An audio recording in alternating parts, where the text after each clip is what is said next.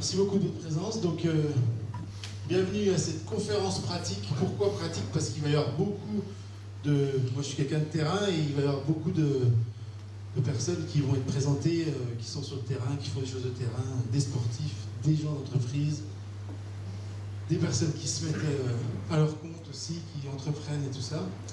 Tout ça, c'est beaucoup de choses et c'est beaucoup de plaisir pour moi de vous accueillir ici, dans mon village, à Pelouzet. Voilà, on verra tout ça ensemble un peu plus loin. Donc ici, nous allons voir voilà, le mental olympique et la vie réelle. Qu'est-ce qu'on entend par là? On verra pratique aussi parce que nous aurons des exercices pratiques. Voilà, vous verrez comment font les champions pour se centrer, se mettre dans leur bulle de concentration.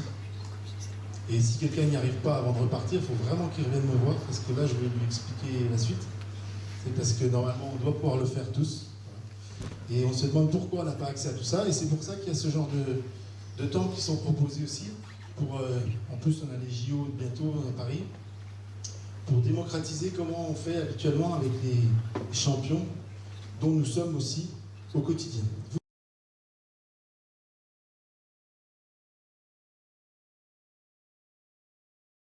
Vous et moi, champions au quotidien. Chaque jour est une nouvelle page blanche, une opportunité d'écrire une histoire différente, peu importe les échecs d'hier, aujourd'hui est l'occasion de se relever, de rêver plus grand et d'agir avec détermination. La vie est pleine de possibilités infinies, il suffit d'ouvrir les yeux et d'y croire.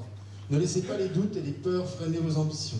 Embrassez chaque défi comme une chance de grandir et de vous rapprocher de vos rêves. Souvenez-vous, la persévérance est la clé du succès.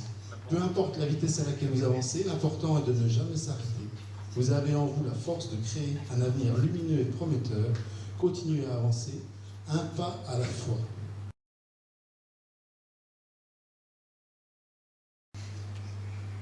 Je voulais mettre ça, voilà, je me présente, donc je m'appelle Anthony Perrin, je suis préparateur mental depuis les années 2000. Dans les domaines du sport et en entreprise, j'ai une société qui s'appelle Mental Gagnant, qui vous accueille ici. Je suis à mon compte voilà, depuis bientôt 25 ans. Et donc, Mental Gagnant, c'est vous accompagner pour réaliser vos rêves, mais aussi associer la joie et la performance de haut niveau. Souvent, on a tendance à dissocier les deux. La joie, ce serait un état, c'est les vacances, être cocooning et tout ça. Et le haut niveau, la performance, ce serait être la rigueur, être froid et tout ça, voilà. Très dur même et tout ça. Et maintenant, la bonne nouvelle, c'est que pour aller beaucoup plus loin dans ce qu'on sait faire, il va falloir trouver des moyens pour réunir ces deux choses-là. Et c'est moi ce qui me passionne, en fait, c'est de trouver les ponts, les passerelles pour faire ça. Une autre phrase importante pour Mental Gagnant, c'est « Dream a life and try to live it ». Vous allez dire, mais pourquoi il l'a dit en anglais? Parce que si je vous dis « Rêvez votre vie et essayez de vivre votre rêve », vous allez dire celui-là, qu'est-ce qu'il a fumé? C'est les bisounours. Et voilà, et là, je vous parle en anglais pour vous montrer la culture française qu'on a, quand même. On ne s'autorise pas à rêver plus grand. Or, si je vous le dis « Dream a life and try to live it », vous allez dire « Ouais, là, c'est péchu, il est ambitieux, il veut y arriver. Voilà, c'est le rêve américain et tout ça, et tout ça. » Et ouais, il est temps qu'on se pose des bonnes questions autour de tout ça, justement, et qu'on s'autorise soi-même à pouvoir, bah oui, ouvrir les vannes pour pouvoir le faire. Les vannes, c'était pas un jeu de mots, les vannes, je te rassure.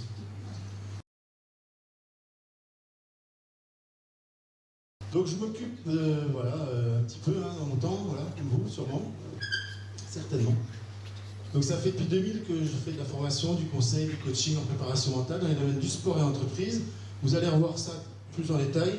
Et notamment, je m'occupe depuis 2019 d'un certain Quentin Fillon, bien connu par chez nous.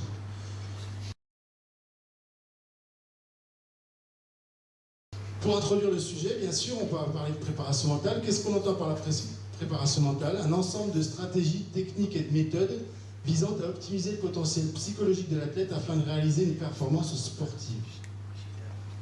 Donc des stratégies, des techniques, des outils, des méthodes qu'on va mettre à disposition, comme on les verra tout à l'heure, sur se centrer et maîtriser mieux ses émotions avant qu'on ait quelque chose à réaliser, un rendez-vous, une compétition, des choses importantes pour soi. Ça marche tout pareil. Et il faut distinguer cette préparation mentale de ce qu'on appelle le suivi psychologique, qui lui s'adresse avant tout à l'individu, à son épanouissement, à son équilibre dans sa vie d'homme avec un grand H. Il faut bien comprendre que la préparation mentale n'est qu'un tout petit bout de ce qu'on appelle le suivi psychologique, l'équilibre complet de la personne. Okay? On croit tout le temps que le préparateur mental, il sait tout, la personne et tout, c'est faux. On n'a pas besoin de ça. On travaille avec des objectifs, des choses précises sur lesquelles on veut évoluer, en fait. Et on accompagne les personnes à essayer de réaliser leurs rêves. Justement, le but du travail, la poursuite du bonheur. Tu l'as tellement bien fait, Quentin. Développer la connaissance de soi et de son fonctionnement pour être plus performant et donner 100% de son potentiel en compétition. Vous entendrez beaucoup dans les jours et les semaines qui viennent des sportifs vous dire « je suis motivé à 200%, à 2000% » et on va voir jusqu'à combien ils vont monter, nos Français, cette année. Dites-vous que ceux qui gagnent les Jeux Olympiques ne sont pas à 100%. Tout le monde commet des erreurs, ils en font moins que les autres, et dans le contexte olympique, c'est bien plus dur de ne pas faire d'erreurs. Et souvent, le niveau technique, et par la maîtrise émotionnelle, vous repassez une petite vidéo là-dessus après, est beaucoup plus dégradé en fait. Mais nous, on se met tout le temps une pression supplémentaire. Dites-vous que tous les pourcentages, donnez déjà 95-90% de ce que vous pouvez, et souvent vous ferez souvent la différence, parce que vous serez en plus satisfait de vous, de ce que vous aurez fait. Et souvent, on se met une pression excédentaire, justement, qui est liée à un idéal, à des projections qu'on a, etc., et qui fait que ça génère beaucoup de frustration, et que ça empêche l'estime de soi, l'amour de soi, comment on se respecte, comment on s'aime, à se développer. Et ça, c'est la base pour avoir confiance en soi. Et sans confiance, on ne peut pas faire des choses. Et encore moins y arriver. Ceux qui réussissent ont beaucoup de confiance en eux, mais ils vivent comme vous et moi des moments difficiles et des moments agréables. Ils ont juste appris comment faire pour dépasser tout ça et en faire une force. Dans le travail de préparation mentale, on travaille sur des dynamiques de groupe et de projets individuels et collectifs, la personne et puis l'ensemble, même quand on fait un sport individuel ou même quand on est soit dans sa carrière, on travaille avec les autres, bien sûr, on est entouré des autres, donc c'est ces dynamiques-là. On apprend des techniques, comme on fera tout à l'heure, en groupe, et puis on individualise tout ça par rapport à la personne, son contexte et ce qu'elle veut réaliser. En fait. Vous voyez, il y a 3 étapes qu'on peut faire dans le travail. En sport, il n'y a jamais de limite. On peut toujours aller tirer plus vite, skier plus vite, tirer mieux. Il n'y a pas de limite. Je me réveille le matin, ma première pensée pour le biathlon ou pour mes proches, et donc c'est quelque chose de très fort. Il a tout l'avenir devant lui. Quentin Fillon-Maillet détonne par ses capacités hors du commun. À tout juste 22 ans, et au finish, il termine devant les cadors Ole Einar Bjørndalen et Emil Svensson. Ce podium, ça arrivait un peu vite. C'est vrai que je m'y attendais vraiment pas. Après, ça donne confiance en soi et puis ça donne envie d'aller plus loin. On sait qu'on est capable de faire un podium en Coupe du Monde, donc du coup, ça motive pour la suite. J'ai 81% de réussite en tir contre 87 l'année passée, donc c'est 6%, mais ça représente énormément de tours de pénalité sur toutes les courses, donc ça m'a beaucoup pénalisé. Cette saison a aussi été marquée par une chute et surtout la casse de sa carabine pendant la Coupe du Monde. Le biathlète a dessiné et réalisé lui-même son arme. Il va consacrer une partie de ses vacances à concevoir un nouveau modèle. C'est un travail énorme, moi je prends énormément plaisir à le faire. Les Jeux Olympiques ne sont pas encore dans l'album de souvenirs des Fillon-Maillet, mais en 2018, ça va changer. Il y a 4 ans, j'étais en remplacement. La photo finish de la Mastart de Ripollin. Premier podium, à quelques centimètres. Moi, ça me touche qu'ils soient autant investis, même encore maintenant. J'appelle volontairement après une course pour leur donner des nouvelles. Ils ont le mot juste. Maman essaie de me réconforter aussi à tout moment. Donc, ouais, c'est important pour moi.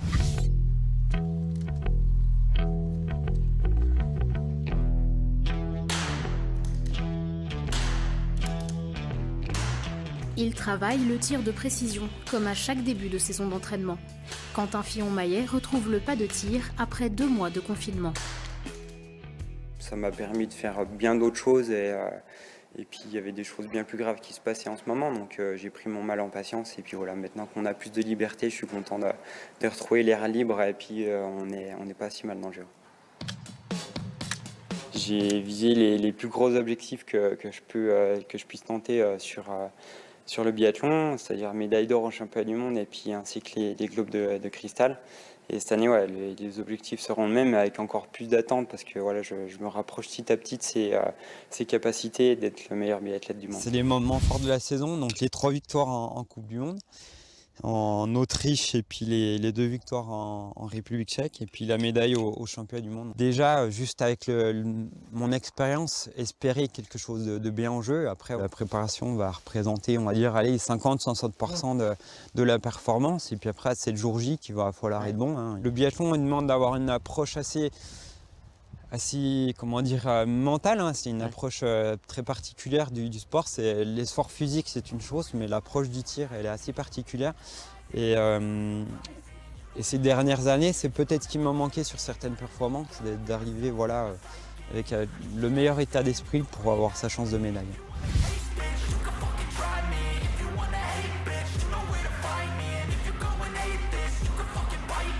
Be cruising in my lane fast, call it high speed. I've been working hard, yeah, I've been working nightly. If you think you'll win, ha, not fucking likely. I be taking shots, yeah, cold-blooded, icy. Watching numbers grow is what I call sightseeing. In the front row, run it up when they hype me. The following grows, they know how to ignite me. Call me CEO, I've been running shit right, see.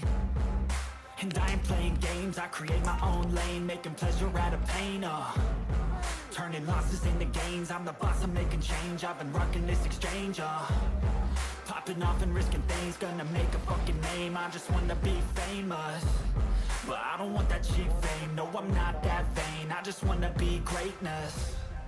I just wanna be greatness. I just wanna be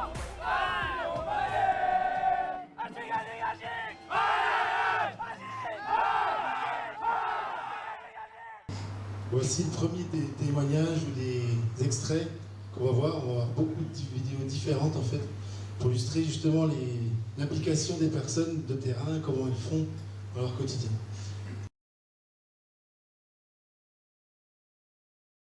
Là, je voulais prendre un petit temps parce que j'ai pas remercié, je fais ça habituellement en commençant. Je voulais remercier Fanny pour toute son aide ici, voilà, pour avoir tout fait, et la famille bien sûr. Il y a Antoine aussi, qui est là-bas au fond, hein, sa famille aussi, qui va beaucoup aider. Fifi, vous avez vu que je vous ai mis Riri, Fifi, Loulou et Zaza. Vous choisirez qui est qui, hein, moi je ne sais pas. Et puis mon ami aussi Arthur, qui m'a bien aidé aussi pour pouvoir préparer cet événement. Voilà. Arthur, c'était AD Sport, l'agence de marketing et d'événementiel sportif, très connue, fameuse sur Besançon et les environs.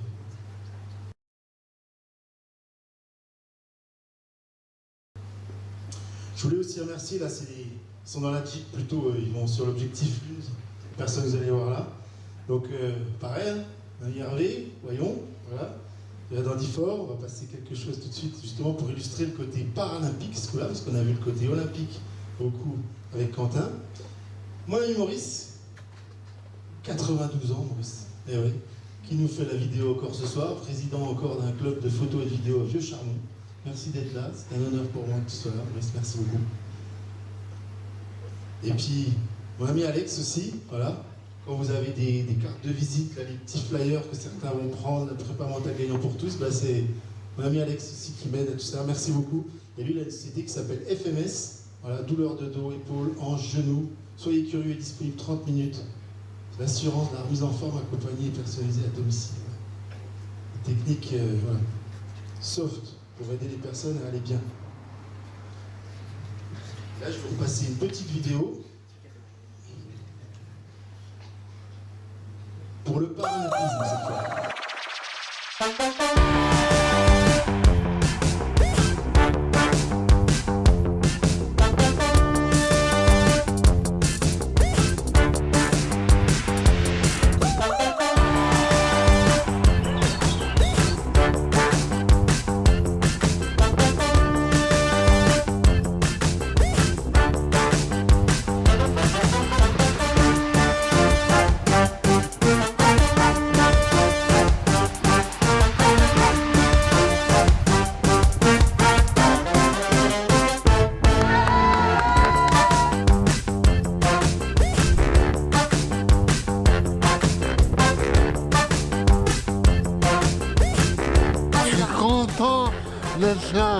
Prendre la vie, t'inquiète, bien.